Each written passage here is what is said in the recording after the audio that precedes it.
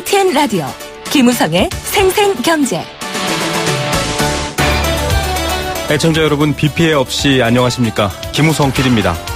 집중호우가 내려진 중부지방과 산간지방에 각종 사고가 이어졌습니다. 또 다른 피해가 없도록 예방에 만전을 기해야 할 것 같습니다. 여름철엔 이렇게 집중호우가 내려서 피해를 일으킵니다. 한 장소, 한 시간대에 집중해서 많은 비가 내릴 때 평소와 달리 큰 피해가 생깁니다.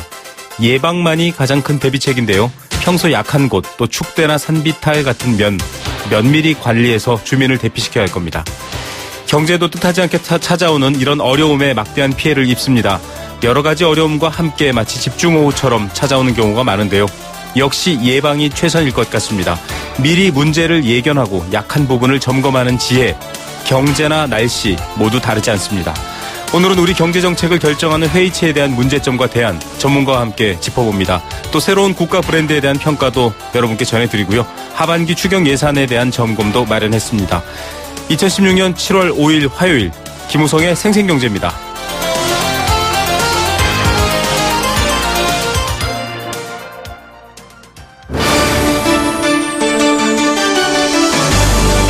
YTN 라디오 김우성의 생생경제.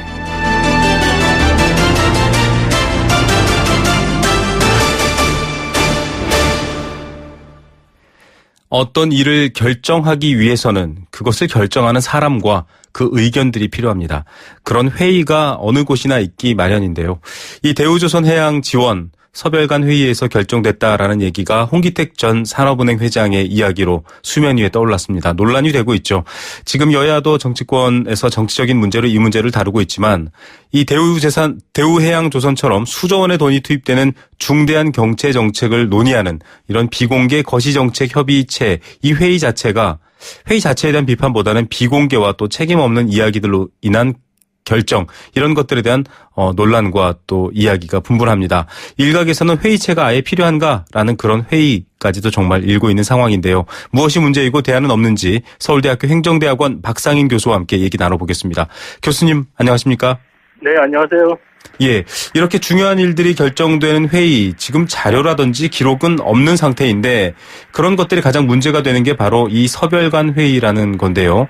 비공개 거시정책 협의체라고 알려져 있는데 이 목적과 내용 어떻습니까? 네, 이게 서별관 회의의 시초가 97년 그 외환위기 당시에 김영삼 정부에서 정책 조정을 위해서 비공개 회의를 연 것이다, 이렇게 알려지고 있고요. 네. 역대 정부에서도 주요한 정책 조정을 이른바 서별관 회의에서 한 것으로 알고 있습니다. 그런데 이제 문제는 그 당시 외환위기 때 긴급한 경제 상황에서 필요성 때문에 생긴 비공개 임시회의적인 성격이 그 이후에 지속적으로 이어져 왔다는 것이고요. 네. 중요한 국가 정책 결정이 이런 비공개 회의에서 결국 어떤 정책 당국자가 어떤 근거로 어떤 판단을 했는지 자료도 전혀 없이 네. 이루어지고 있다라는 게 이제 문제가 되겠죠. 네. 말씀하신 것처럼 김영삼 정부 후반기부터 시작해서 김대중 노무현 정부, 이명박 정부까지 이어져서 지금 중요한 경제정책의 결정들이 이루어지는 그런 회의인데 네. 주로 어떤 내용들이 이루어졌다, 이렇게 볼 수 있을까요? 글쎄요, 지금 정확한 기록이 없기 때문에 예를 들어서 회고록이라든지 메모라든지 이런 걸 통해서 단편적으로 알려지고 있습니다만은 이명박 정부 때는 4대강이라든지 자원외교 같은 중요한 문제들이 서별관에 의해서 결정되었다, 이렇게 알려지고 있고요. 네.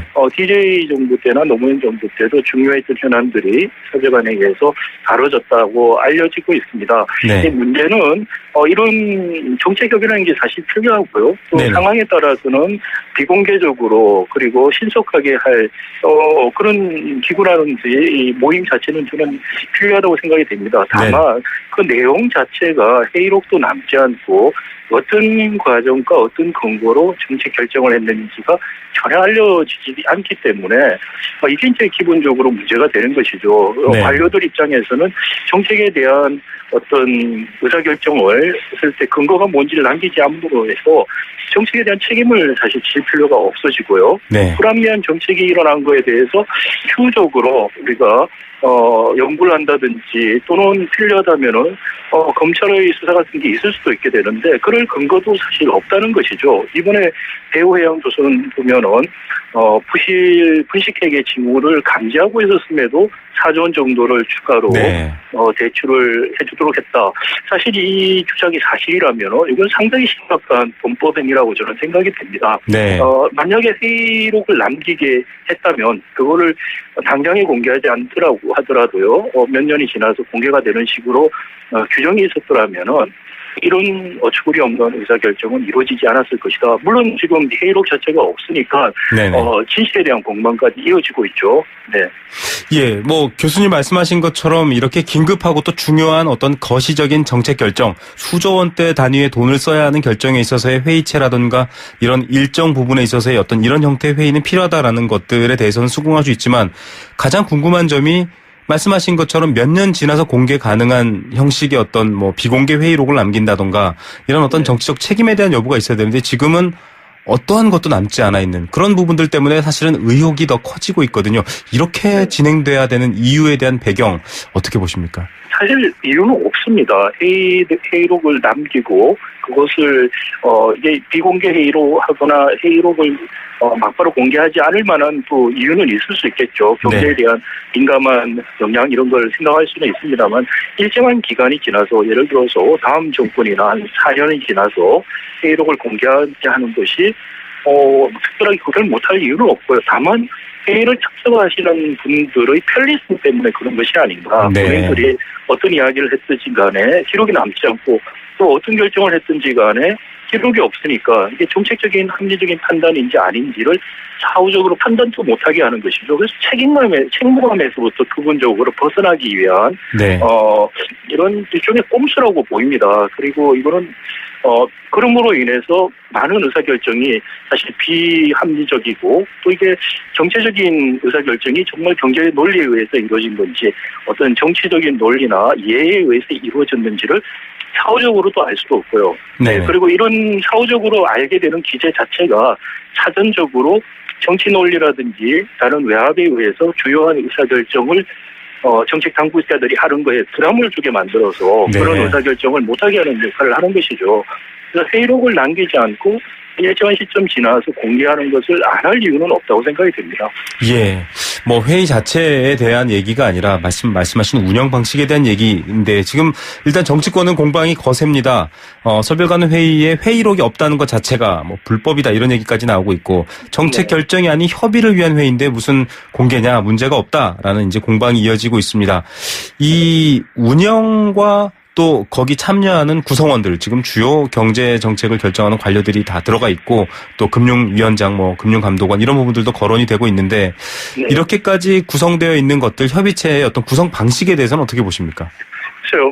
현안에서 중요한 분들이 모이는 것 자체는 저는 문제는 아니라고 봅니다. 네네.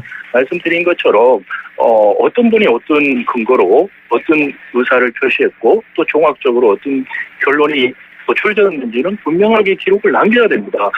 이게 지금 대우조선도 STX도 보면은 서별관회의 통해서 지원이 결정됐다고 했는데 STX 같은 경우에는 4조 5천억을 3년 반 동안은 정말 허공에 날렸지 않습니까? 네. 기업으로 따지면은 경영진들이 주주들의 이 4조 5천억이라고 하는 주주들의 가치를 허공에 날린 사건이고 그에 대해서 책임을 안 진다는 건 말이 안 되는 것이죠. 네. 국가도 마찬가지로 국민이 주인이고 주주에 해당하는 것이죠.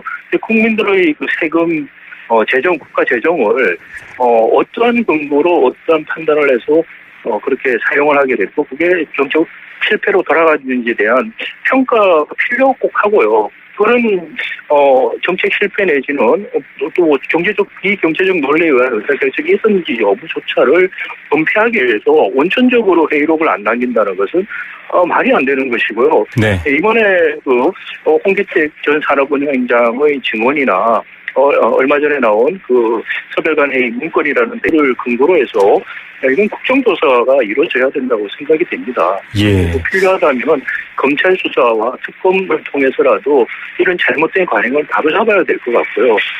이게 뭐 불법이다, 뭐 아니다 이런 논의가 사실 건설적인 논의는 아닌 것 같고요. 네네. 지금까지 이렇게 편법이었던 불법이었던 이런 잘못된 관행과 이런 것을 바로잡는 규정을 만들 필요가 있다. 이런 비공개 회의 자체는 인정을 하더라도 비공개 회의의 회의록은 꼭 자성을 하고 일정 기간 지나서 공개하는 그런 규정들이 이번 기회에 마련돼야 될 것 같습니다.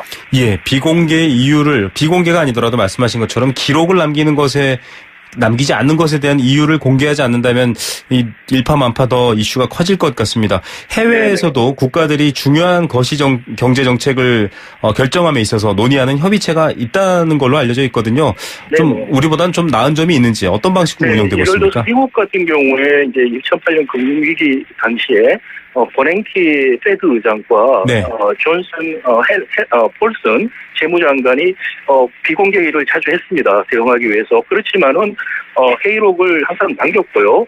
미국은 그 닉슨 대통령 워터게이트 이후에 이른바 회의공개법이라는 게 제정이 되어서 연방기관 모든 회의 과정과 이 일정 같은 것들을 공개하도록 기록을 남기도록 네. 의무를 하고 있습니다. 우리도 회의 공지 자체가 뭐 시장에 미치는 영향이 있다고 한다면은 적어도 최소한 회의록을 남기고 일정한 기간이 지나서 공개하는 그런 규정들을 이번 기회에 꼭 마련을 할 필요가 있고요.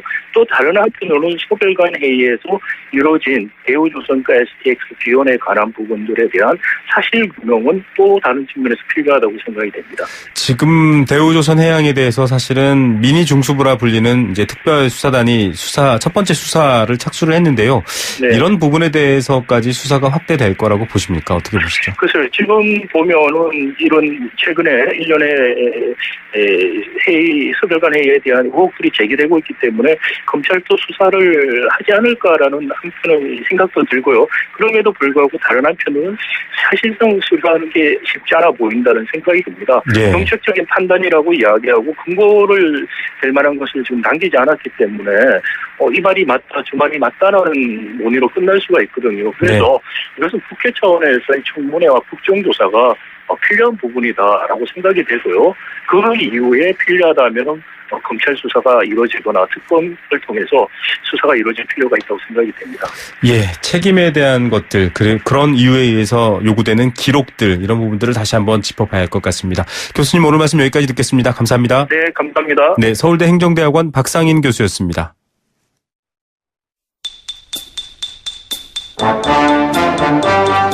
경제 탐구생활. 네, 인터뷰 연결을 하다 보면 종종 핸드폰으로 불가불하게 연결하는 경우가 있는데요. 그럴 경우에는 음질이 조금 좋지 않습니다. 애청자 여러분의 양해 부탁드립니다.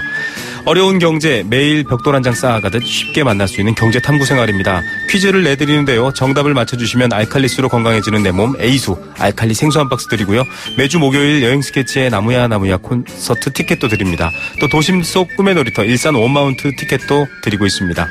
단문 50원, 장문 100원의 정보 이용료 부과되는 샵 0945번, 우물정 0945번 문자와 스마트폰 앱 예스로 함께 하실 수 있습니다. 국내 대표 정수기 업체인 코웨이 얼음 정수기에서 이물질 이것이 검출되면서 생활화학 제품에 이어 정수기까지 소비자들의 불안이 커지고 있습니다. 일단 코웨이 측은 검출된 이것의 양이 적고 또 해외 기준을 바탕으로 분석해봐도 인체에는 해롭지 않다 이렇게 지금 얘기를 나누고 있는데 하지만 이것은 중금속인데다가 흡입 독성이 있다고 합니다. 육안으로 볼 수 있을 만큼 니켈 조각이 나왔는데 이런 경우의 안전 기준 그런 것조차도 명확하지 않아서 더 논란이 되고 있습니다. 정부는 문제 제품에 대한 결함 여부 안전성 조사에 나서기로 했고요. 하지만 정부가 좀 더 빨리 대응했어야 되지 않느냐라는 비판도 나오고 있습니다. 논란이 되고 있는 얼음 정수기에서 검출된 이것을 무엇이라고 할까요? 이것은 정수기 부품은 물론이고요. 수도꼭지, 주전자, 다양한 제품에 쓰이고 있습니다. 원자기호, 고등학교 때 열심히 공부하신 분들은 맞히실 것 같네요. 원자기호는 28번입니다. 악마라는 뜻의 독일어 단어를 따서 지어진 이름인데요. 이것 무엇일까요? 우리말로는 두 글자입니다.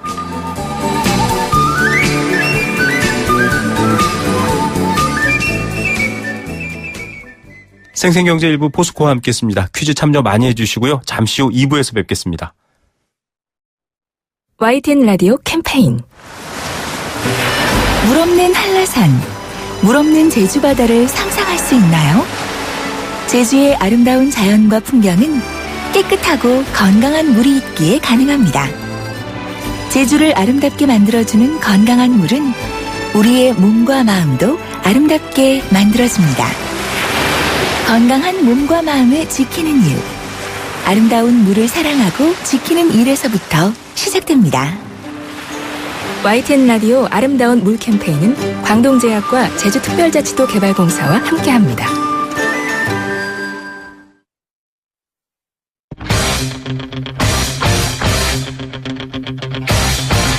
지금 가장 뜨거운 경제 소식. 경제 톱 뉴스. 이 시각 주요 경제 톱 뉴스들입니다. 중국 기업이 한국을 추월하려고 한다라는 표현은 틀렸습니다. 이미 한국을 추월한 기업들이 더 많다고 합니다. 관련 내용 잠시 후 전해드리겠습니다. 비자카드 전 세계 어느 곳에서나 쓸 수 있다 이렇게 광고하고 있는데 일방적으로 수수료를 올리겠다라는 방침을 밝혀서 논란이 일고 있습니다. 부동산 앱이 많이 사용되고 있는데요. 실제와 다른 경우가 있어서 주의가 요구됩니다. 이 시각 가장 뜨거운 경제 뉴스입니다. 경제 톱 뉴스 비즈니스워치 김춘동 기자 연결합니다. 안녕하십니까? 네, 안녕하세요. 중국 기업 턱밑까지 따라왔다 이런 기사들이 많았는데 이미 우리를 넘어선 그런 기업들도 많네요. 네, 세계 시장에서 그동안 우리 기업들이 최고를 차지했던 품목이 중국이 급속히 잠식하고 있다 이런 뉴스가 어제 좀 나왔었는데요. 경쟁력에서도 밀리고 우리 기업이 중국 기업에서 좀 많이 떨어지고 있다 이런 확인이 되고 있습니다. 한국경제연구원이 2007년과 2014년을 기준으로 이 양국에 상장된 이 비금융 기업을 대상으로 조사를 했는데 이 성과와 연구개발 또 국제화와 생산성 지표 등 8개 항목 중에서 이 5개 항목에서 이 중국 기업이 국내 기업을 앞선 것으로 그렇게 조사가 됐습니다. 네. 이 평균 자산 규모는 물론이고요. 또 이 수익성을 나타내는 영업이익률, 또 성장성을 나타내는 매출 증가율, 또 평균 해외 M&A 금액 역시 중국 기업이 크게 앞선 것으로 그렇게 조사가 됐습니다. 규모에서도 그렇고요. 좀 사람에 대한 투자에서도 그렇고 지금 중국 기업들 당연할 것 같다라는 생각도 들 정도인데 문제는 기술입니다. 기술 격차마저도 좁혀진다고요?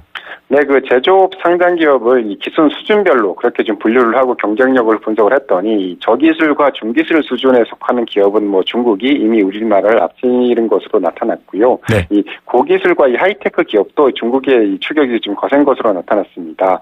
이 고기술 하이테크 수준 기업의 숫자를 보니까 2017년에는 중국이 3개, 우리나라가 5개였는데 2007년에는요. 2014년에는 중국과 한국이 4개로 같았습니다. 네. 이 보고서는 기업의 자금 조달 여건을 개선을 하고 이 기술 개발 투자에 유리한 환경을 만들어줘서 만들어주는 등의 대응책 마련이 시급하다 이렇게 조언을 했습니다. 예, 2007년에는 앞섰는데 7년 만에 똑같은 상황이 된 건데 참 중국 기업에 대한 이런 부분들 대비를 해야 되고요. 또 기술 유출도 좀 면밀히 대비해야 될 것 같습니다. 비자카드 많이들 쓰시는데 해외 결제 수수료 인상을 강행하겠다. 좀 일방적으로 올렸다라고 해서 비판도 받고 있더라고요. 네, 비자카드는 글로벌 카드 브랜드인데요. 한국과 중국, 일본 이 3개국 중에서 우리나라만 이 수수료를 인상하겠다 이렇게 통보를 해서 논란이 되고 있습니다. 이 국내 카드사들이 항의서원을 보내면서 대응에 나섰는데요. 이 수수료 인상 계획을 처리할 뜻이 없다 이렇게 통보를 한 것으로 나타났습니다. 다만 이 해외 결제 수수료 인상 시점만 당초는 10월에서 내년으로 시행을 늦췄는데요. 아울러서 이 수수료를 올리는 만큼 서비스 질을 높이고 우리나라뿐만 아니라 다른 나라도 순차적으로 수수료를 올리겠다 이렇게 설명만 했습니다. 네. 이 비자카드는 지난 5월달에 이 국내 카드사들에서 10월달부터 이 고객이 내는 해외 결제 수수료를 1.0%에서 1.1%로 올리고 이 카드사가 내는 이 여러 가지 분담금들도 올리겠다 이렇게 통보를 한 바 있습니다. 네. 국내 카드사들 가만히 있으면 안 될 것 같은데 또 추가 대응에 나선다고요? 네, 대응은 나섰습니다. 이미 차별적인 수수료 인상에 대해서 이 구체적인 근거를 요구를 했고요. 이 국내 회원사들에 대한 수수료 인상도 철회할 것을 그렇게 요청을 했는데, 이 비자카드가 거부를 하면서 이 공정거래위원회 제소를 비롯해서 이 추가 대응을 검토를 하고 있습니다. 이 비자카드가 일방적으로 이 수수료를 결정할 수 있는 시스템에 대해서 일단 불공정하다 이렇게 악유를 하고 나선 건데요. 이 비자카드가 계속 이 강공책을 일관하고 있어서 이 카드사들의 공동 대응이 통할지는 더 지켜봐야 될 것 같습니다. 예. 자, 손안의 경제라고 해도 될 만큼 스마트폰이 모든 걸 다 가능하게 해줍니다. 부동산까지 가능하게 해주는데요. 무슨 방, 이런 거 많죠. 이런 앱에 주의보가 떴다. 이런 내용이 지금 등장했네요. 네, 한국소비자원이 직방과 다방, 이 방콜 등 인기 있는 3개의 부동산 앱에 등록된 매물을 조사를 했는데요. 네. 이 서울 시내 100개 매물 정보 가운데서 60%에 가까운 59건은 이 실제 내용과 좀 다른 것으로 나타났습니다. 이 층수와 구조 등을 비롯해서 8개 기본적인 평가 항목 중에서 이 1개 이상 실제와 차이를 보인 경우가 24건에 달했고요. 이 22건은 사전에 전화 예약 후에 방문을 했는데 매물을 볼 수가 없었고 13건은 이 매물 가격이 좀 실제와는 달랐다고 합니다. 네.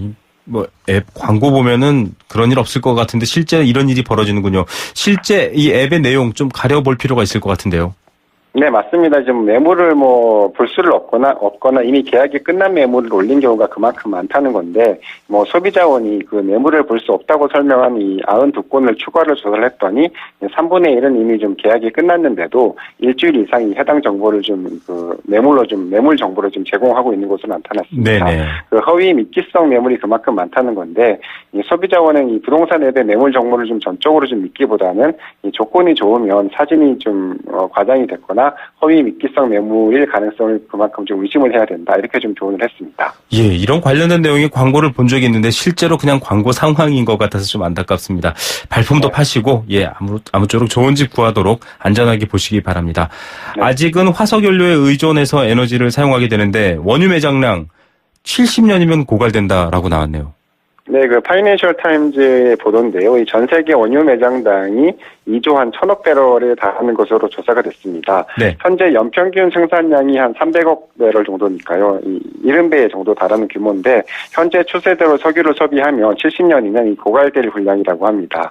이 채굴 가능 원유를 기준으로 이 세계 최대 산유국은 미국으로 나타나는데 모두 2,640억 배럴의 원유를 보유하고 있는 것으로 나타났고요. 이 세계 최대 원유 수출국인 사우디아라비아나 이 러시아보다도 훨씬 더 미국이 많은 것으로 그렇게 조사가 됐습니다. 예, 미국 같은 경우에는 이 기존의 이 원유를 생산하는 방식이 아니라 좀 새로운 기술, 셰일 네. 오일이라고 부르더라고요. 이런 네. 것들이 좀 많지 않습니까? 네, 맞습니다. 미국의 텍사스주에만 600억 배럴 이상의 셰일 오일이 묻혀 있었다고 하는데요. 결국 이 원유 매장량보다는 이를 생산하는 비용이 중요한데, 따라서 미국이 당장 원유 시장에서 이 사우디나 러시아를 위축시키는 역할을 하기는 좀 어려울 것 같습니다. 그래서 기존 산유국들 입장이 여전히 원유 가격을 좌우하는 중요한 요소로 작용할 것 같다. 이런 분석이 좀 나오고 있습니다. 예. 자, 원유 70년이면 고갈된다. 이런 얘기가 또 어떤 면에서는 좀 더 분석이 필요한 뉴스 같습니다. 50대 은퇴하시는 분들 창업을 한다면 1억 원 안팎의 비용이 적당하다. 그러니까 1억 정도만 써야 한다. 이런 얘기인가 보네요. 네, 그 NH투자증권 100세 시대 연구소에 따르면 이 중산층에 속하는 50대 은퇴자가 이 창업을 준비한다면 이 적당한 비용으로 1억 원이 좀 꼽혔습니다. 네. 50대 중산층의 평균 순자산이 2억 6천만 원 정도 되니까 이걸 고려를 해서 좀 정한 건데요. 은퇴 후에 창업은 많은 시니어들의 로망이긴 한데 실패할 가능성도 그만큼 높아서 이 비용도 좀 적절하게 산출을 해야 된다. 이렇게 좀 보시면 될 것 같습니다. 예, 1억으로 창업할 수 있는 게 뭔가 이런 부분도 좀 머리 아픈 걱정거리기도 합니다. 오늘 톱뉴스 중에 톱 어떤 것 고르시겠습니까? 네, 그 비자 카드 뉴스를 좀 꼽고 싶은데요. 네네. 폭스바겐도 그렇고 어느새 우리나라가 좀 글로벌 호구가 됐다. 이런 좀 지적이 좀 많이 나오고 있는데, 네. 원인은 좀 다양하게 꼽을 수 있을 것 같긴 한데 좀 자존심을 지킬 만한 좀 방안도 좀 마련을 해야 되지 않을까. 그렇게 좀 생각을 해봤습니다. 예, 글로벌 호크처럼 세계를 누벼야 되는데 글로벌 호구가 되면 안 될 것 같습니다. 오늘 뉴스 잘 들었습니다. 네, 감사합니다. 네, 비즈니스 워치의 김춘동 기자였습니다.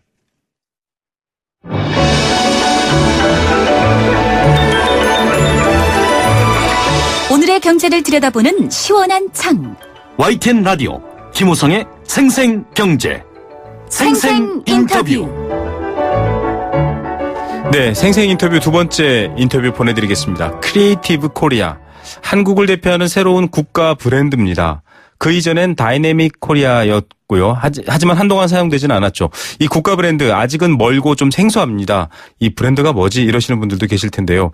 이 국가 브랜드가 조금 저평가되어 있어서 우리 기업이나 해외 활동에서 손해가 있다. 이런 얘기도 나오고 있고요. 이런 고민을 결집해서 지금 새로운 국가 브랜드를 내놨습니다. 네티즌을 비롯한 여론은 아직까지 찬성과 반대 혹은 호감과 불호감이 여러 가지 섞여 있는 상황이기도 합니다. 전문가 모셔서 새로운 국가 브랜드의 의미, 효과에 대해서 얘기 나눠보겠습니다. PR 전문가입니다. 상지대학교 언론광고학부 이희복 교수 연결합니다. 교수님 안녕하십니까? 네, 안녕하십니까. 예. 일단 뭐 브랜드라는 말 자체를 들어보긴 많이 들어봤는데 정확하게 잘 이해를 못하고 있습니다. 좀 전문 용어 같기도 하고요. 많은 분들은 뭐 상표 아냐? 이 정도로 생각하고 있거든요. 브랜드가 뭐고 또 국가 브랜드는 뭔가요? 예, 브랜드는 뭐 지금 지적하신 것처럼 그렇게 일반인들이 이해가 없는 건 아니고요. 네. 그동안은 이제 상표라고 상품 또는 상품을 구분하기 위해서 썼던 어떤 식별 장치로 이해가 됐는데요. 네네. 최근에 와서는 개인뿐만 아니라 지역, 심지어 빌딩이나 도시, 그리고 학교, 뭐 회사, 제품, 나아가선 국가에 이르기까지 다양한 브랜드의 어떤 중요성을 인식하고 이것을 수식하고 홍보하고 커뮤니케이션하기 위해서 어떤 브랜딩 역할들을 많이 하는데 가장 네네. 대표적인 게 방금 이야기하신 슬로건인데요. 네네. 이제 어제 국가 브랜드 슬로건으로 크리에이티브 코리아를 이제 문화부가 발표한 그런 상황입니다. 네. 뭐 아파트 같은 경우에도 이런 이름이 붙느냐 안 붙느냐에 따라서 조금 가치가 달라지죠. 그렇습니다. 예, 그런 게 바로 브랜드다. 지금 이런 예. 설명을 해주셨는데 이 브랜드를 이렇게 지금 크리에이티브 코리아라고 발표를 한 이유가 한국의 예. 경제 규모는 한 11위 정도로 GDP상 잡히고 있지만 브랜드 순위를 조사해봤더니 50개국 중에서 27위 한 중후반 정도로 낮게 평가가 됐다. 이를 개선하기 위해서 지금 만들어냈는데 그게 지금 이 크리에이티브 코리아라고 발표가 됐거든요. 현재 한국의 국가 브랜드 현황 어떻게 평가하고 계십니까? 네, 지적하신 바가 맞고요. 우리 국가의 어떤 경제 규모만으로 볼 때는 10일인데 국가 브랜드 순위로 매긴 어떤 결과를 보니까 27이라고 해서 상당히 그 갭이 있다는 것이죠. 네네. 그런데 국가 브랜드라고 하는 건 단순하게 경제 규모로만 논하기는 어려운 부분이 있습니다. 네. 예를 들어서 어떤 문화라든지 정치적인 어떤 사회적인 어떤 세계 전반적인 경쟁 국가들과 비교해서 네. 그러한 어떤 브랜드의 자산이 있느냐를 보고 결정하는 것이기 때문에 네. 우리가 경제 규모가 10일인데 왜 국가 순위는 10위가 안 되느냐 이렇게 이야기하기는 좀 곤란한 내용입니다. 네네. 다만 말씀하신 대로 우리가 코리아 디스카운트 우리가 너무 평가 절하되어 있는 부분이 있어서 네. 외국인들 특히 투자라든지 우리 제품들이 해외에서 국가 메이드 바이 또는 메이드 인 코리아라고 하는 브랜드가 재평가를 받기 좀 어려운 부분. 그러니까 외국인의 경우는 대한민국을 한국이라고 코리아라고 어떤 기억하기보다는 네. 삼성과 현대차와 LG의 나라 이렇게 또 이해할 수도 있기 때문에 네. 그런 측면에서는 국가 브랜드의 어떤 자산, 어떤 순위, 평가 이런 것들을 제자리에 놓는 노력들이 필요하다고 보입니다. 예. 이 과거에 사실 2002년 한일 월드컵 즈음에서 굉장히 역동성을 표현하기 위해서 다이내믹 코리아 이렇게 사용됐는데 이게 지금 변화되는 한국 사회의 예. 모습은 좀 대변하기 어렵다고 해서 2009년부터 안 썼더라고요. 그것은 또 정치적인 맥락이 좀 있는데요. 네네. 말씀드리기 좀 그렇습니다만은 전임 대통령, 돌아가신 네. 대통령, 김대중 대통령이 좋아했던 슬로건이라고 하시고요. 본인 네. 자신이 역동적인 삶을 살아오셨고요. 네네. 대한민국도 사실 지난 60년간 압축 성장을 하면서 다이나믹한 그런 과정들을 거쳐왔죠. 네네. 그렇게 본다면 뭐 틀린 슬로건이나 잘못된 슬로건이 아니고요. 네네. 지금도 여전히 우린 다이나믹하게 살고 있지 않습니까? 네. 그런 맥락에서는 틀렸다고 볼 수는 없는데 여러 가지 이유로 지난 14년간 이제 잊혀졌던 그런 어떤 슬로건을 지금 2016년의 감각에 맞게 네. 아마 국가에서 또 문화부에서 이런 노력을 통해서 슬로건을 개발한 것으로 보입니다. 예, 뭐 그때그때 상황에 맞춰서 이 나라의 이미지, 상징, 대표 이런 것들은 뭐 늘 찾아야 되는 일이니까요. 그렇습니다. 변화를 나쁘게만 볼 수는 없을 것 같은데 예. 지금 문화체육관광부가 크리에이티브 코리아를 창의적인 한국 뭐 이렇게 해석할 수도 있겠지만 한국다움을 찾다 보니 크리에이티브 코리아가 나왔다. 그게 예. 브랜드 사업의 결실이다. 이렇게 설명을 했거든요. 좀 평가 좀 해주시죠, 전문가로서. 저도 보도를 통해서 이제 봤는데요. 그게 그냥 나온 건 아니고 1년여 가깝게 많은 노력과 전문가들이 참여한 것으로 나와 있고요. 네. 특히 빅데이터 137만 건인가를 이제 분석을 해서 창의, 열정, 화합이라고 하는 키워드를 만들어내고 그것을 통해서 결국 슬로건을 만들어낸 것인데요. 네. 크리에이티브 코리아는 일단 그 슬로건 자체만 볼 때는 크리에이티브와 코리아의 크크라고 하는 두 운이 있죠. 네네. 이제 앞부분에 어떤 운율이 있어서 네네. 운율적인 측면은 상당히 좋다고 보입니다. 한국을 네. 잘 모르는 외국인의 경우에는 물론 네. C하고 K는 철자는 다릅니다만은 발음이 유사하기 때문에 네네. 그런 맥락에서 좋고요. 크리에이티브라는 말 자체가 갖고 있는 어떤 슬로건에 평가할 때 주로 이제 방향성과 확장성, 우리가 컨셉이라고 얘기를 하는데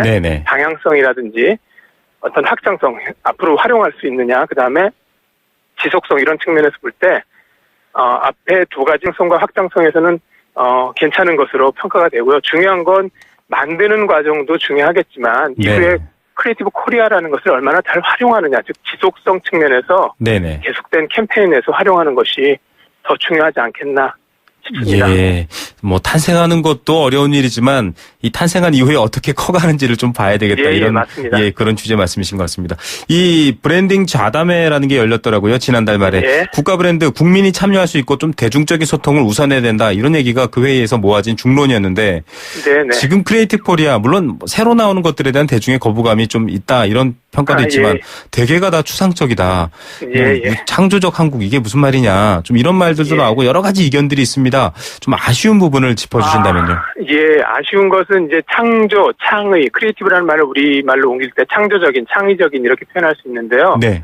많은 분들이 아마 창조 경제와 오버랩되지 않나 싶습니다. 네네. 그러니까 굳이 이제 2년이 채 안 남은 현 정부에서 임기 후반에 이런 슬로건을 국정 어떤 슬로건 또는 국가 슬로건으로 하는 것이 타당하냐라고 이제 비판을 하시는 것 같고요. 네네.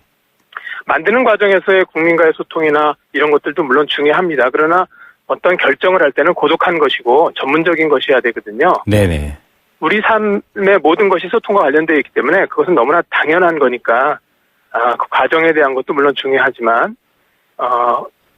지금 지적할 수 있는 것은 어떤 창조 경제와 오버랩되는 부분 그리고 네. 왜 전임 우리 그 앞에 정부에서도 이명박 정부에서도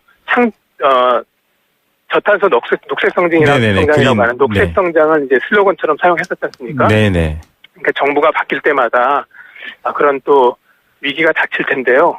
네. 이것을 이제 다음 정부에까지 또는 지난 14년간 우리 국가 브랜드 슬로건이 다이나믹 코리아였던 것처럼 네네. 적어도 상당 기간은 사용되어야 되지 않겠나. 문제점보다는 오히려 저는 그런 당부를 드리고 싶습니다. 예, 오히려 장기적으로 조금 새로운 의미들을 발굴하면서 사용하는 게 맞습니다. 중요하지 뭐 당장 탄생에 대한 논란은 조금 네네. 왜곡될 수 있다. 이런 갓난아이에게 네. 이 아이가 얼마나 공부를 잘할까 못할까를 네네. 이야기하는 것 같은 맥락이라고 보면 되겠습니다. 예, 뭐 크리에이티브 코리아 놓고만 봤을 때는 나쁘다고 보지 않으시니까요. 뭐 그런 예, 의미가 나쁜 의미가 아니니까 그렇습니다. 이 국가 브랜드 성공 사례 해외 사례를 보니까요. 싱가포르는 좀 인상적이더라고요. 당신의 네. 싱가포르. 이게 예, 뭔가 어떤 의미가 있다기보다는 그냥 쓱 와닿는 느낌이고요. 예. 많은 분들이 아시는 게 I love 뉴욕 같은 도시 경우거든요. 브랜드 슬로건이고요. 예, 이런 성공 사례와 좀 비교했을 때는 어떻습니까? 괜찮은가요? 예. 성공을 이제 남의 떡이 다 커 보이거든요. 예, 아직은 근데 아이니까. I love 예. 뉴욕만 놓고 본다면 물론 도시 브랜드 슬로건인데요. 네. 1970년대 미국이 상당히 그 범죄가 많았고 도시 뒷골목이 더러웠다고 합니다. 네네. 근데 시장과 전 시민들이 힘을 합쳐서 뉴욕을 살만한 곳 그리고 관광객들이 많이 올 수 있는 곳 투자가 되는 곳 사람들이 가고 싶어하는 곳을 만들자라는 어떤 그런 사회적인 운동과 더불어서 만들어진 슬로건이었거든요. 네. 저희는 우리는 이제 결과로서만 I love 뉴욕 그 로고 마크와 슬로건만을 이야기하고 있는데요. 네네. 그런 백그라운드가 지난 40여 년간 지속되어 왔다는 것이죠. 네. 그렇게 봤을 때 그 슬로건이 성공적이다, 어떤 좋다 이렇게 얘기할 수 있는 거와 마찬가지로요. 네네. 글쎄요, 좋은 캠페인으로 만들어가는 것 거듭 말씀드립니다. 네. 그래서 그런 부분에서는 아까 뉴욕 시민들이 했던 것처럼 우리 네. 국민들도 이 슬로건의 의도나 내용을 잘 이해하고 말 그대로 정말 크리에이티브한 대한민국을 만들도록 노력해야 되지 않을까 싶습니다. 예, 국가 브랜드 크리에이티브 코리아가 성공하려면 국민들이 계속 이 크리에이티브 코리아를 좀 크리에이티브하게 발전시켜 나가야 된다. 이런 말씀으로 저희가 이해를 하겠습니다. 교수님 오늘 말씀 감사합니다. 네, 감사합니다. 네, 상지대학교 언론광고학부 이희복 교수였습니다.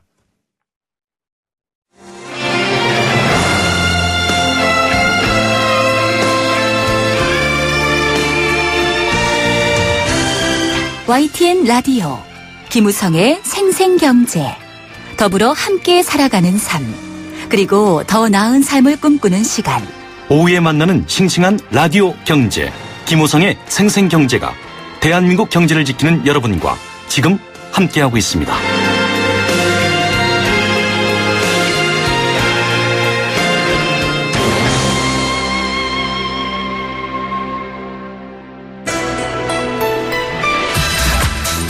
세계 경제가 내 주머니 속으로 경제 도미노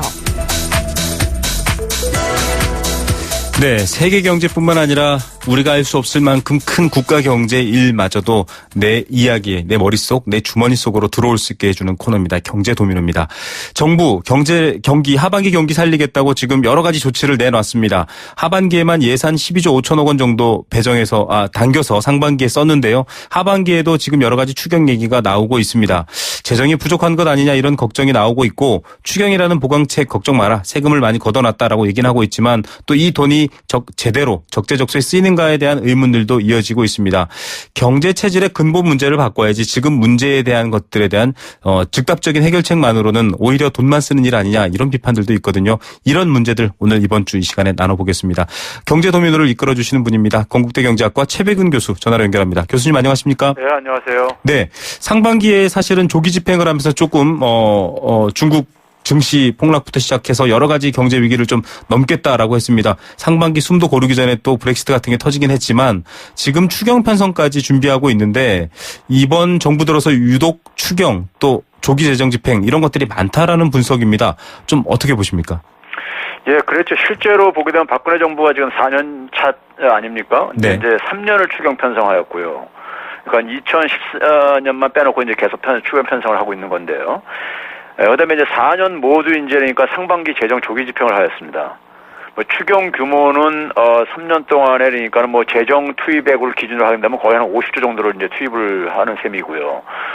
그다음에 상반기 재정 집행률도 평균 한 59.5%를 달성하니까는 한 10% 정도를 그러니까 이제 땡겨서 썼다는 얘기죠. 네.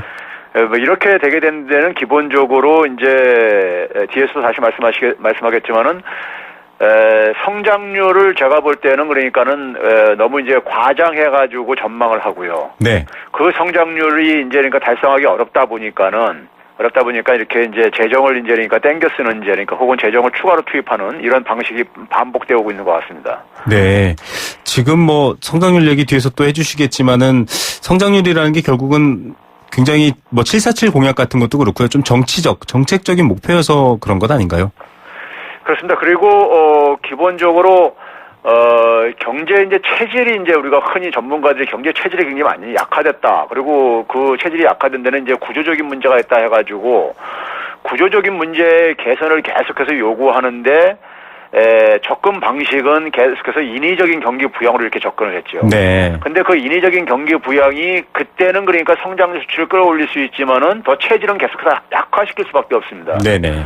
그러다 보니까 우리가 가지고 있는 잠재 성장률조차도 그러니까는 달성하지 못하는 이런 상황이 반복되고 있는 것입니다. 예, 앞서 말씀드린 7% 경제 성장, 국민소득 4만 달러, 7대 강국 이런 얘기였는데 이만큼 굉장히 중요한 경제 정책에 있어서의 핵심 목표로 제기되고 있습니다. 이 재정 조기 집행, 추경 이런 것들이 반복되면서 국내 총생산 대비 국가 채무 비율은 40%를 넘어섰다. 이렇게 나왔더라고요. 이 단기 부양책 같은 경우 사실은 이렇게 국가라든지 정책 금융이 돈이 쓰이지 않으면은 어려운 부분들이 있기 때문에 일정 정도 호응을 받고 있기도 하지만 국가 채무 비율 40%를 넘어섰다. 이런 부분에 대해서는 좀 언뜻 와닿지는 않거든요. 어떻게 이해하면 될까요?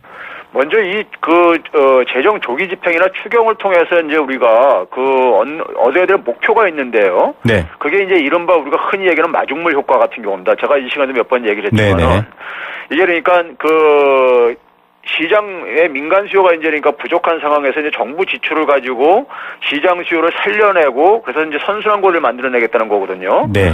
근데 이제 그러려면 결국 핵심 고리는 뭐냐면은 이제 재정 투입을 통해서 이제 좀 지속 가능한 일자리 창출로 연결돼야만 됩니다. 네. 근데 이제 대개 보게 되면은 이제 단기 부양책이 거의 이제 관성적으로 SOC 사업 중심으로 한 이제 흔히 세계은행에서는 이걸 가지고 삽질 프로젝트라고 그래요. 네. 그리고 이제 지속 가능한 일자리 창출로 연결되려면 이제 병목을 제거하는 프로젝트가 돼야 된다. 이런 이제 세계은행의 이제 개념이 있는데요. 네. 그런 게 이제 제대로 이제 그러니까 이 추경이라든가 재정 추가 투입에 의해서 목표가 제대로 설정이 안 되다 보니까는 오히려 부작용만 오히려 크면서 효과도 못 보는 이런 것이 반복된 거고요. 네. 그 다음에 이제 국가 채무 비율 40%에 대해서는요, 정부 같은 경우는 우리가 2014년 기준으로 이제 OECD 가입 27개 국가 중에서 보게 되면 5번째로 낮을 정도로 이제 재정이 건전하다 이렇게 그래서 양호하다 이렇게 주장을 하고 있는데요. 네. 근데 이제 다른 이제 일반적으로 27개 국가의 대부분이 이제 선진 국가들, 특히 이제 뭐냐면은 국제 결제 통화를 가지고 있는 나라들의 국가 채무 비율하고 단순 비교하는 것은 이제 문제가 있습니다. 네. 왜 그러냐면은 이제 대외 결제 통화를 가지고 있는 나라들 같은 경우는 사실은 돈을 찍어내더라도 그러니까 기본적으로 그것이 이제 그러니까 대외 결제 통화를 그러니까 확보할 필요가 없죠. 자기들 통화 자체가 그러니까 대외 결제 통화니까요. 네네. 근데 우리나라 같은 경우는 이제 그러니까 우리가 달러 없으면은 그러니까 이제 큰일이 나는 나라니까요. 네네. 그리고 이제 대외 이제 개방도가 굉장히 높단 말이에요. 그러다 보니까 외부 충격이 굉장히 취약하고 그러거든요. 네. 그래서 이제 이 국가의 재정이 최후의 이제 그러니까 보루처이기도 합니다. 그런 점에서 이제 그러니까는 철저히 관리해야 되는데 제가 생각할 때는요, 이제 가계부채가 경착륙하게 되면은 공적 자금 투입이 되게 되고 국가 부채가 급증할 가능성이 있습니다. 네. 그리고 이제 고령화에 따라서 이제 사회 지출 압력도 이제 그러니까 증대하고 있는 상황이고요. 그래서 40%라는 것은 제가 볼 때 거의 이제 이런 염려를 대비한다면은 마지노선에 와 있는 게 아닌가 생각이 들고요. 네. 국내 학자들 중에서는 그러니까 경제 전체 우리나라 경제 전체 효용 극대화 차원에서 볼 때는 적정 국가 채무 비율이 21%라는 연구 결과도 있습니다. 네네. 그러니까 이미 그것을 한 2배 정도 초과한 상태죠, 그러니까요. 예. 그런 점에서 이제 그러니까 국가 채무에 대한 우리가 적정한 수준의 관리라는 것은 굉장히 중요한 부분입니다. 예, 말씀하셨던 특징, 이 대외 충격이 약하고 또 세계 기축 통화 같은 것들이 아니기 때문에 우리가 빚이 많으면 많을수록 여러 가지 위험 상황에 대해서 대비할 수 있는 여지가 없어진다. 이런 위험성을 지적해 주셨는데 올해 같은 경우에 지금 하반기 추경을 얘기하면서 세금을 많이 걷었기 때문에 국채 발행도 없다. 13년 만에 빚 없는 추경이다. 이런 얘기도 나오고 있습니다. 세수 전망의 기대치를 밑돌면 결국은 또 국채를 발행해야 될 수도 있는데 내년에도 추경이 편성된다면 또 이런 부분들 가능성 빼놓을 수 없겠죠? 정부가 지금 이제 초과세수 원인을요. 네. 그 세수를 보수적으로 운영한 이제 결과다 이렇게 얘기를 하고 있더라고요. 네. 그러니까 이게 무슨 말이냐면은 2012년부터 3년간 연속 이제 세수 펑크가 났었는데 네. 그 당시에 이제 그러니까 성장률 전망을 굉장히 높이 잡았다 이거예요. 3%대로요. 네. 그걸 가지고 이제 예산을 편성하다 보니까는 실제로 그렇게 안 이루어지다 보니까는 이제 세수가 이제 예상만큼 안 들어왔다 이거죠. 그런데 사실 올해도 성장률은 3.1% 성장률을 전망을 해가지고 이제 그러니까 예산을 편성한 거거든요. 네. 그런 점에서 이것만은 설명이 부족하다고 보고요. 제가 이 시간에 설명드렸지만은 지난해 세금 중에서 그러니까 이제 올해 잡히는 부분들이 있고요. 그 다음에 이제 특히 이제 그 중에서 보게 되면은 이제 그러니까 부가세라든가 이제 양도소득세 같은 경우들은 이제 그러니까 미래 세수를 좀 땡겨 쓰는 성격이 좀 있거든요. 네네. 그럼 이제 미래 소비라든가 미래 세금 수입의 기초에서 이제 만약에 확보한 거라면 이건 지속이 어려운 거죠. 네. 그러니까 예를 들어서 개별 소비세를 그러니까 계속해서 영원히 지속할 수는 없는 거거든요. 네네. 그런 점에서 땡겨 쓰고 땡겨 이제 세금도 이제 확보한 건데 그것이 지속이 안 된다면은 결국은 이제 그러니까는 지금 세수 초과는 그러니까 조만간에 그러니까 이것이 이제 줄어들 가능성이 있다는 얘기고요. 네. 문제는 이제 내년 상반기에 이제 재정 절벽에 직면할 가능성이 높다는 얘기죠. 왜 그러냐면은 네. 상반기에 이제 그러니까는 아까 이제 앵커도 얘기했지만은 12조 5천억 원 정도를 땡겼었단 말이에요. 네. 그러다 보니까 그걸로 이제 부족한 이제 세수를 그러니까 메꿔야지만 하반기에도 그러니까 경제가 상반기만큼 성장률이 돌아갈 거란 말이에요. 그러면 이제 이런 것들이 그러니까 해가지고 예산 편성한 규모보다 크게 잡아가지고 재정을 집행하다 보면 내년에는 그러니까 그것보다도 그러니까 더 적어질 텐데. 네. 그럼 성장률도 둔화되겠죠. 그럼 성장률 막으려면 또 이제 재정을 조기 집행하든지 아니면 추경 편성할 수밖에 없다는 얘기죠. 예. 성장률이라는 목표치를 방어하기 위해서는 결국은 10조, 몇 조 이렇게 돈을 써야 되는 상황인데 지금 이렇게 선 집행되고 있는 금액들의 추이를 보면 어려울 수 있다 이런 얘기신데요. 이 지금 성장률이 2%대로 주저앉았고 취업자 증가폭도 조금 떨어지고 있습니다. 왜 돈을 투입하는데 이렇게 성장률이 물론 앞서 마중물 얘기도 하셨고 선순환 구조도 얘기했지만 이렇게 좀 성장률에 있어서의 효과를 거두지 못하는 원인 저희가 어떻게 이해해야 될까요?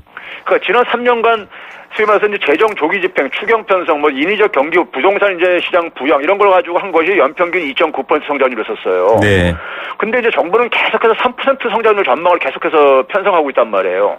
추경 없이 그러니까 3%를 달성하겠다 이렇게 하고 있단 말이에요. 그러니까 그게 이제 결국 이제 정부가 현실을 제대로 그러니까는 인식을 못 하고 있는 거죠.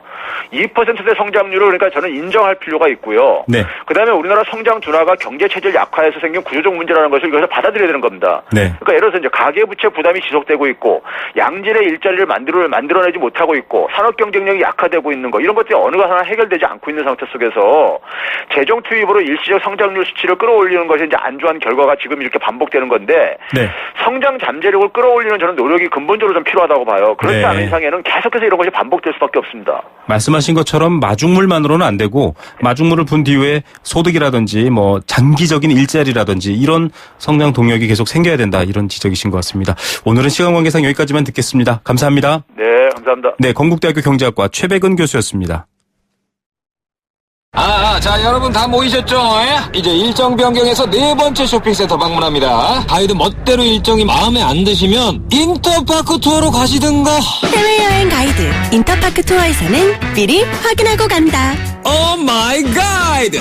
가이드 실명제로 더 즐거운 여행 인터파크 투어. 세차 살 때는 장기 렌터카 SK 똑똑한 장기 렌터카 똑똑한 가격 똑똑 주유소 할인 똑똑 SK 똑똑한 장기 렌터카 비교해보세요. 순증대수 1등 렌터카. SK 똑똑한 장기 렌터카 렌터카연합회 2015년 기준. 네, 생생경제 포스코와 함께했습니다. 3754님, 정답은 니켈인데 정말 걱정할 일이 끝도 없네요. 예, 자꾸 걱정할 일이 끝도 없는 게 저도 참 송구합니다. 오늘의 정답은 니켈입니다. 7829님 생수 한 박스 선물 보내드립니다. 대표적인 정수기 회사가 멋이 중한 뒤 모르나 봅니다. 정신 좀 차려야 할 텐데요. 좋아하는 소비자도 물로 보이나 봅니다. 라고 하는 것 같습니다. 예, 물 좋아하시는데 소비자도 물로 보면 안 되죠. 여행 스케치 티켓은 1018님께 드립니다. 회사가 어려워져서 월급이 밀리고 있습니다. 점심 아끼려고 도시락 들고 다니는데 실은 내색 없이 웃으며 아침 일찍 도시락 싸주는 아내에게 고맙네요. 예, 두 분이서 공연 보러 가시면서 마음에 희망 가지시고요. 힘내시기 바랍니다. 저는 내일 오후 3시 10분에 다시 인사드리겠습니다. 김우성의 생생경제였습니다.